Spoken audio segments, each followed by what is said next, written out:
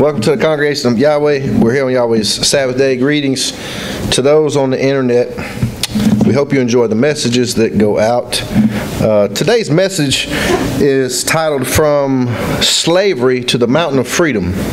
And I started off with the theme of, or I wanted to start off with the theme of Passover and unleavened, since that's the season that we're about to enter into.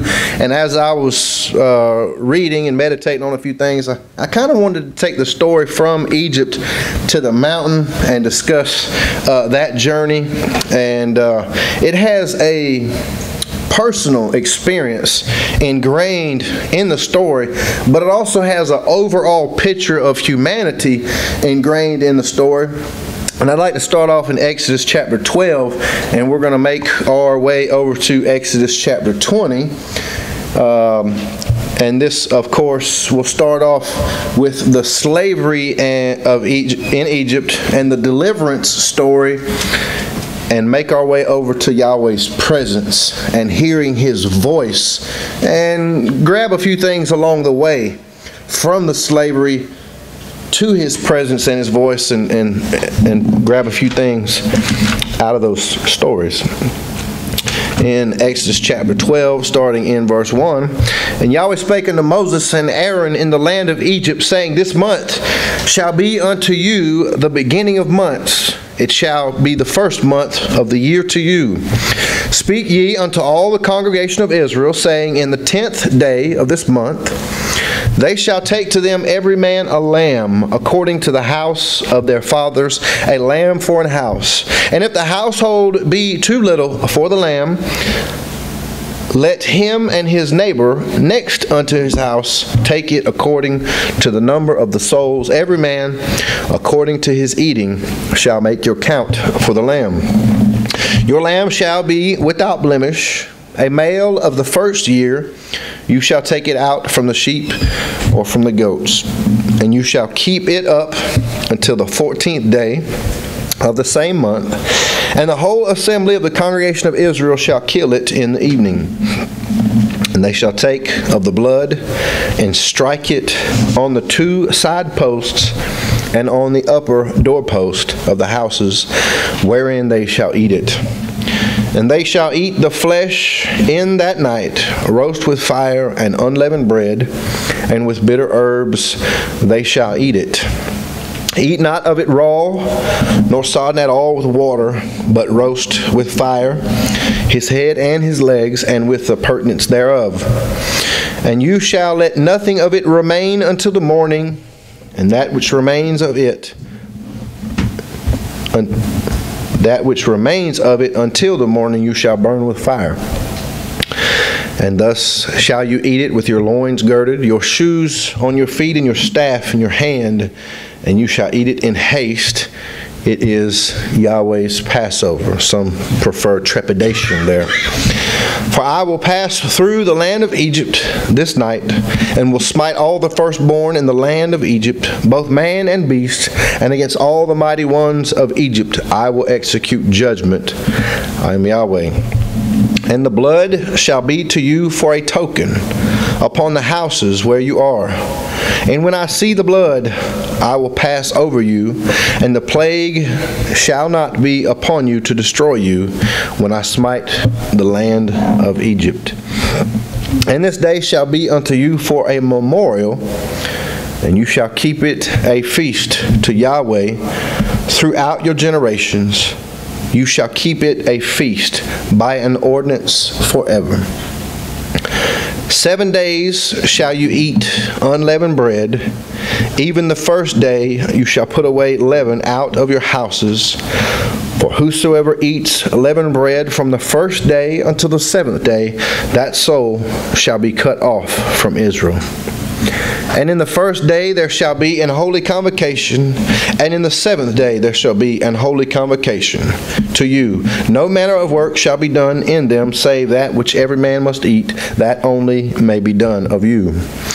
And you shall observe the feast of unleavened bread, for in this selfsame day have I brought your armies out of the land of Egypt.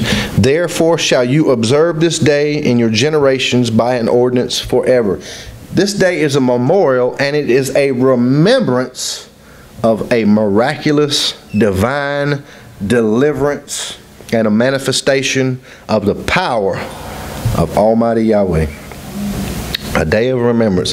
Now, as we read through the Messianic scriptures, we'll see glimpses that bring to our mind some things that help us understand what's going on here in the story. And I want to go over to Matthew chapter 16.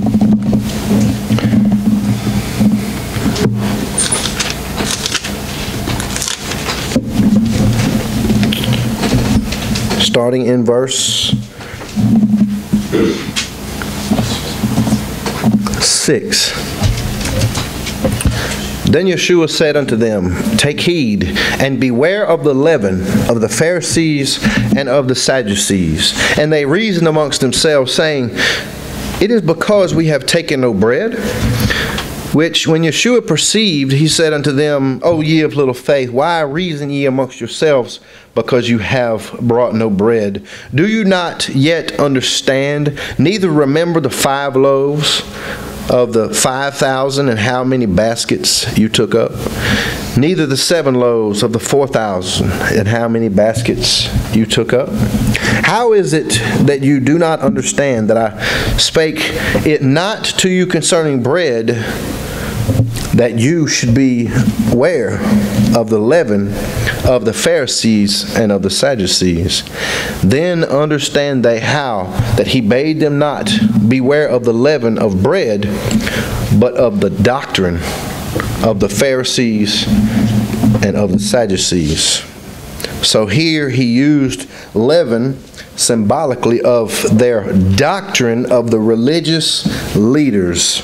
Let's go over to Luke chapter 12.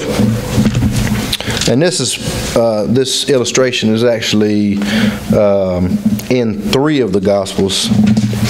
I'm going to go to the one in Luke, and it gives us a little different illustration. Luke chapter 12, verse 1. In the meantime, when they were gathered together, an innumerable multitude of people, insomuch that they trode one upon another, he began to say unto his disciples, First of all, beware ye of the leaven of the Pharisees, which is hypocrisy.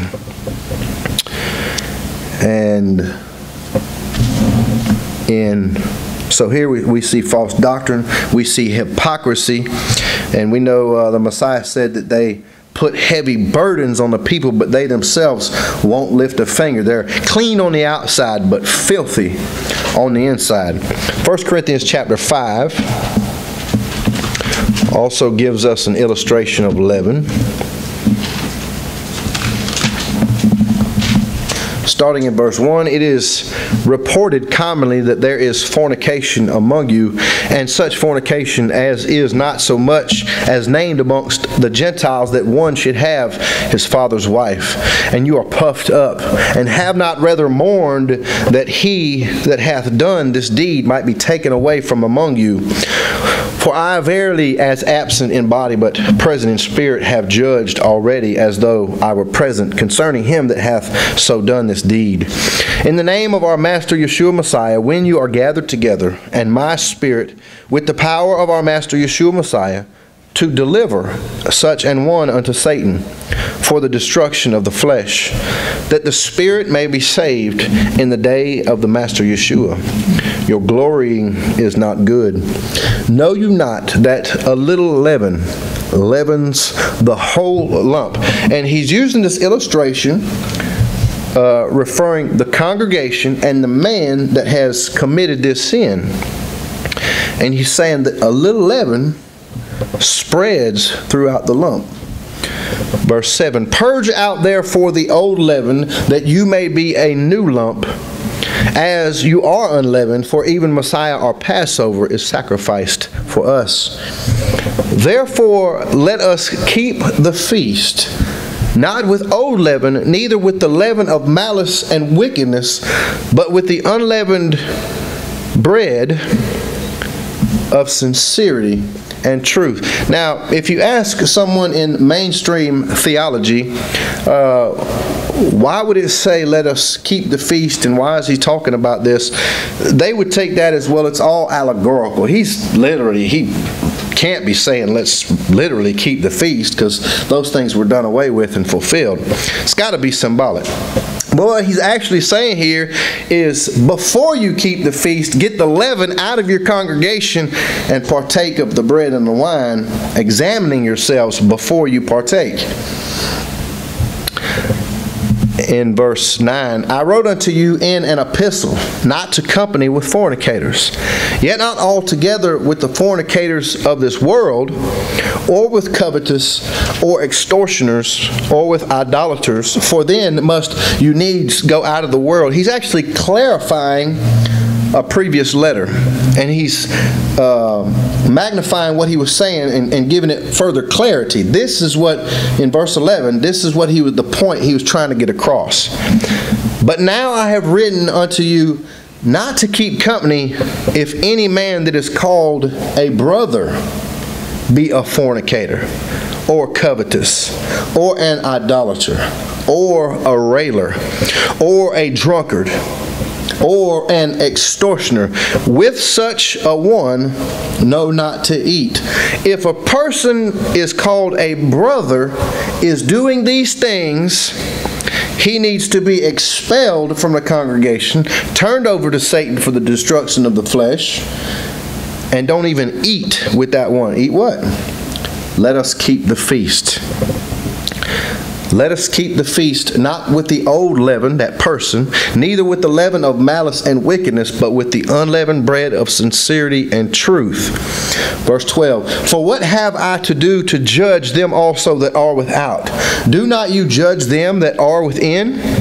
But them that are without, Elohim judges. Therefore put away from among yourselves that wicked person.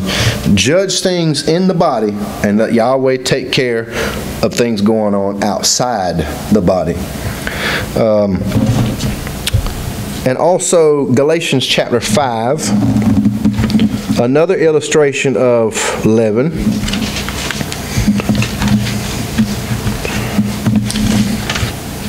Starting in, well, for context, the whole book is basically addressing Judaizing legalists who are coming in saying everybody has to be obedient to all the laws and be circumcised before they can be saved. And then in chapter 5, verse 1, stand fast therefore in the liberty wherewith Messiah hath made us free, and be not entangled again with the yoke of bondage. Behold, I Paul say unto you that if you be circumcised, Messiah shall profit you nothing. For I testify again to every man that is circumcised that he is a debtor to do the whole law. Now, what he's referring to here is somebody who trusts in their circumcision for their salvation, for their justification. Verse 4, Messiah is become of no effect unto you. Whosoever of you are justified by the law, you are fallen from grace.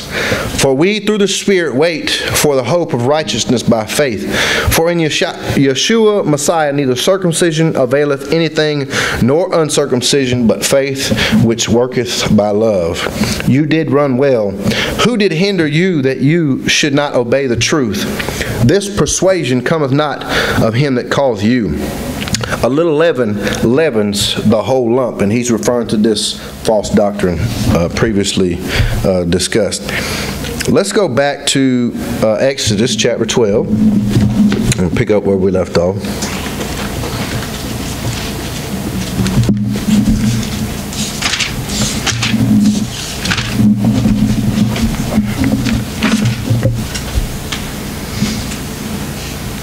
Verse 18 in chapter 12. In the first month, on the 14th day of the month at even, you shall eat unleavened bread until the 21st day of the month at even. 7 days shall there be no leaven found in your houses. 7 being the number of completion, the complete removal from the house. Symbolically, this is the house that we need to get the leaven out of, whether it be false doctrine, hypocrisy, sin, rebellion, All that leaven needs to get out so that we can be unleavened with our Messiah. 7 days shall there be no leaven found in your houses, for whosoever eats that which is leavened, even that soul shall be cut off from the congregation of Israel, whether he be a stranger or born in the land. You shall eat nothing leavened. In all your habitations shall you eat unleavened bread. Then Moses called for all the elders of Israel and said unto them, Draw out and take you a lamb according to your families, and kill the Passover. And you shall take a bunch of hyssop and dip it in the blood that is in the basin, and strike the lintel and the 2 side posts with the blood that is in the basin. And none of you shall go out at the door of his house until the morning. Let me skip over to verse 47, same chapter.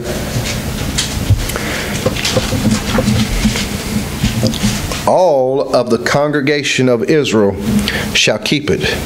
And when a stranger shall sojourn with thee, and will keep the Passover to Yahweh, let all his males be circumcised, and then let him come near and keep it, and he shall be as one that is born in the land. For no uncircumcised person shall eat thereof. One law shall be to him that is homeborn, and unto the stranger that sojourns among you. Thus did all the children of Israel, as Yahweh commanded Moses and Aaron, so did they. And in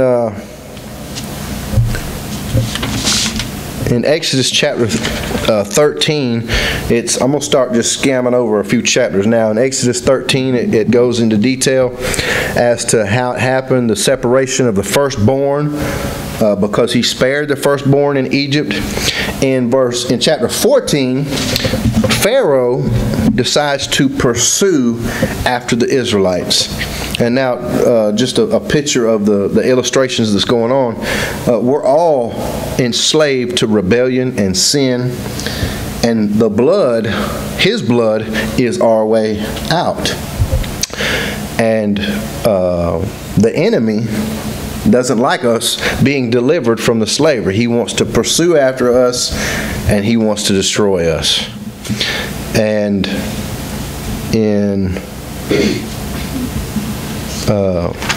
they make it to the Red Sea.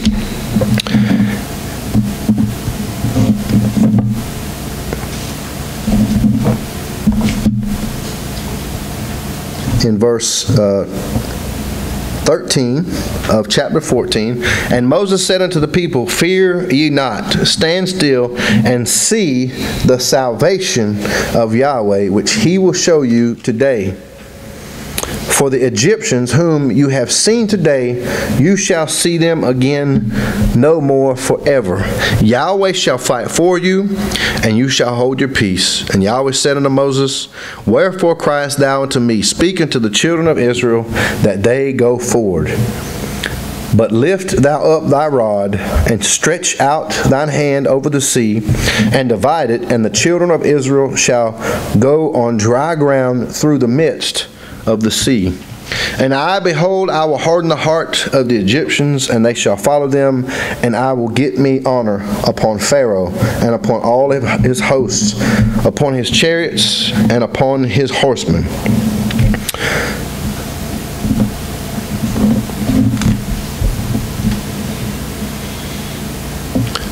And just for the sake of time, as we continue on with the story, Israel made it to the other side of the sea, but their enemies did not. Pharaoh's armies did not make it through.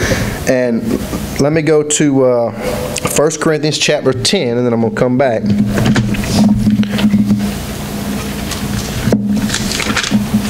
Starting in verse 1.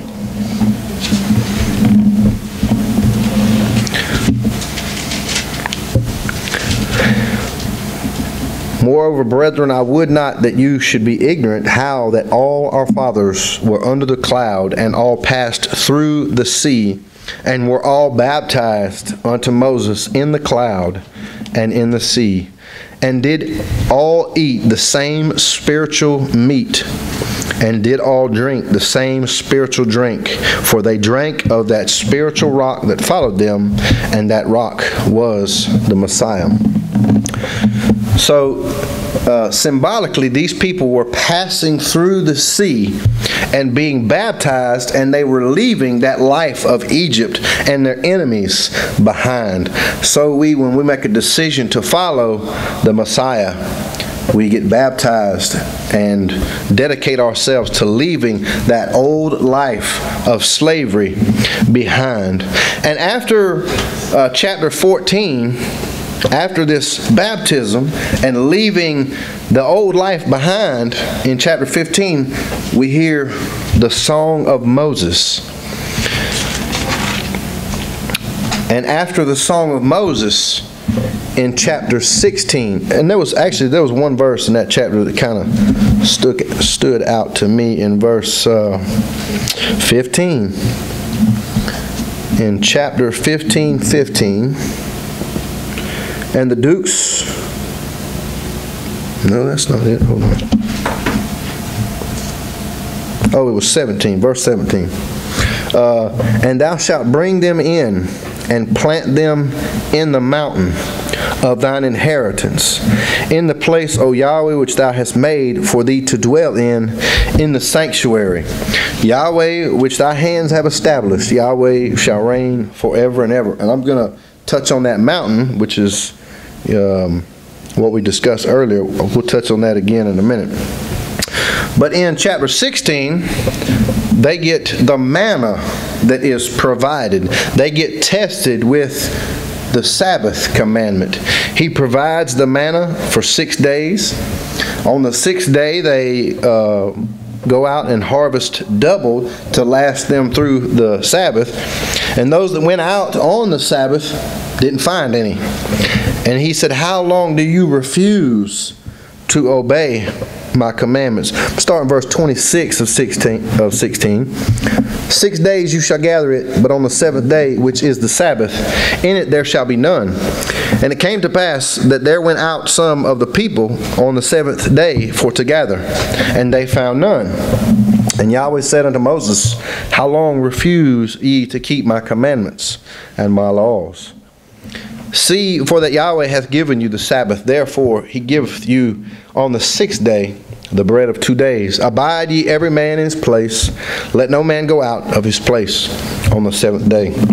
So the people rested on the 7th day. In the next chapter, the people need water. So they are murmuring and complaining for water. And in verse 5, and Yahweh said unto Moses, go on before the people, and take with thee of the elders of Israel, and thy rod wherewith thou smote the river. Take in thine hand and go. Behold, I will stand before thee there upon the rock in Horeb, and thou shalt smite the rock, and there shall come water out of it, that the people may drink. And Moses did so in the sight of the elders of Israel. And he called the name of the place Massah and Meribah, because of the chiding of the children of Israel, and because they tempted Yahweh, saying, is Yahweh among us or not? In chapter 18, Moses is drawing out from amongst the people elders, people who, well, I'll read it in verse 19. His father-in-law saw that he was dealing with all of the people himself, and told him that he needed to select out rulers among them. In verse 19, hearken now unto my voice, I will give thee counsel, and Elohim shall be with thee. Be thou for the people towards Elohim, that thou mayest bring the causes unto Elohim. And thou shalt teach them ordinances and laws, and shalt show them the way wherein they must walk, and the work that they must do. Moreover, thou shalt provide out of all the people able men, such as fear Elohim, men of truth, hating covetousness, and place such over them to be rulers of thousands, and rulers of hundreds, rulers of 50s, and rulers of 10s. And let them judge the people at all seasons, and it shall be that every great matter they shall bring unto thee, but every small matter they shall judge. So shall it be easier for thyself, and they shall bear the burden with thee. If thou shalt do this thing, and Elohim command thee so, then thou shalt be able to endure, and all this people shall also go to their place in peace. So Moses hearkened to the voice of his father-in-law, and did all that he said. And Moses chose able men out of all Israel, and made them heads over the people, rulers of thousands, rulers of hundreds, rulers of 50s, and rulers of 10s. And they judged the people at all seasons, and hard causes they brought unto Moses, but every small matter they judged themselves. And right now, Yahweh is pulling out a group of the people from the masses to understand His ways, to teach His people. And we see in Revelations kings and priests who are reigning with the Messiah for 1,000 years. And I believe that those people will be chosen to teach His ways during the millennial reign. In chapter 19, He is preparing His people for His presence and to hear His voice. Starting in verse 3 of 19, and Moses went up unto Elohim, and Yahweh called unto him out of the mountain, saying, Thus shalt thou say to the house of Jacob, and tell the children of Israel, You have seen what I did unto the Egyptians, and how I bare you on eagle's wings, and brought you unto myself. Now therefore, if you will obey my voice indeed, and keep my covenant, then you shall be a peculiar treasure unto me above all people, for all the earth is mine. And you shall be a kingdom of priests, and a holy nation. These are the words which thou shalt speak to the children of Israel. And Moses came and called for the elders of the people, and laid before their faces all these words which Yahweh commanded him. And all the people answered together and said, All that Yahweh hath spoken we will do. And our Messiah is returning to the mountain, and He's looking for a people that will say, I will do what you tell me to do. And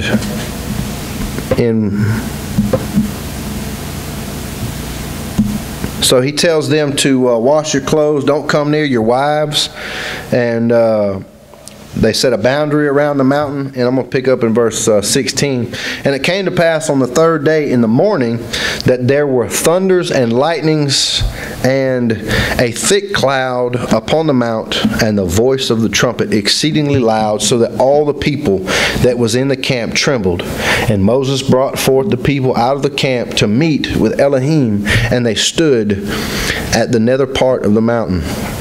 And Mount Sinai was altogether on smoke, because Yahweh descended upon it in fire, and the smoke thereof ascended as the smoke of a furnace, and the whole mount quaked greatly. And when the voice of the trumpet sounded long and waxed louder and louder, Moses spake, and Elohim answered him by a voice. There's a lot of information that you pull out to see some of the symbolism going on here, but in Isaiah chapter 2,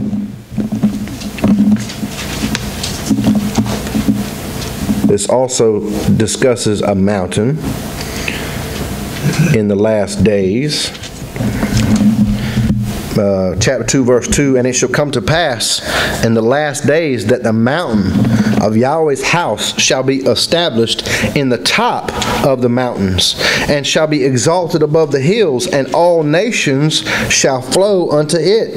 And many people shall go and say, Come ye, and let us go up to the mountain of Yahweh, to the house of the Elohim of Jacob, and He will teach us of His ways, and we will walk in His paths. For out of Zion shall go forth the law and the word of Yahweh from Jerusalem. And in Ezekiel, notice what we just read was people are coming to the mountain to be taught His ways and to learn His word and His law. And in Ezekiel 34, Verse 11, for thus saith my sovereign Yahweh, behold, I, even I, will both search my sheep and seek them out, as a shepherd seeks out his flock in the day that he is among his sheep that are scattered. So will I seek out my sheep, and will deliver them out of all places where they have been scattered in the cloudy and dark day. And I will bring them out from the people, and gather them from the countries, and will bring them to their own land, and feed them upon the mountains of Israel. Feed them on the mountains, by the rivers, and in the inhabited places of the country. I will feed them in a good pasture, and upon the high mountains of Israel shall their fold be. And there shall they lie in good fold, and in fat pasture shall they feed upon the mountains of Israel.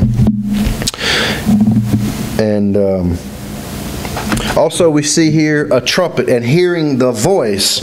Let's go to John chapter 5. And I think that all these things are synonymous in their time period. John chapter 5, verse 28.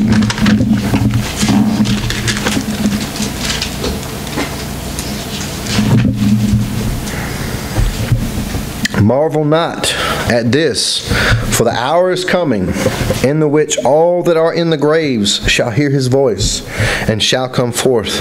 They that have done good unto the resurrection of life, and they that have done evil unto the resurrection of judgment. 1 Thessalonians chapter 4.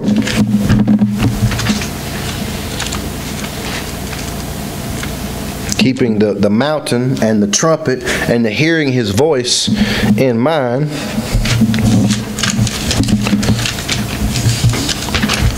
First Thessalonians 4, verse 16. For the Master himself shall descend from heaven with a shout, with the voice of the archangel, and with the trump of Elohim, and the dead in Messiah shall rise first. Then we which are alive and remain shall be caught up together with them in the clouds to meet the Master in the air, and so shall we ever be with the Master. And 1 Corinthians 15.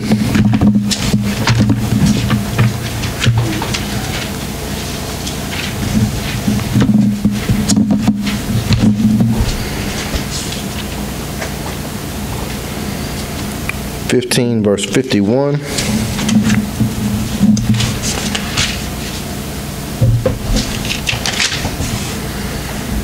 Behold, I show you a mystery. We shall not all sleep, but we shall all be changed. In a moment, in the twinkling of an eye, at the last trump. For the trumpet shall sound, and the dead shall be raised incorruptible, and we shall be changed. And also, Revelations 11, we see the last trump.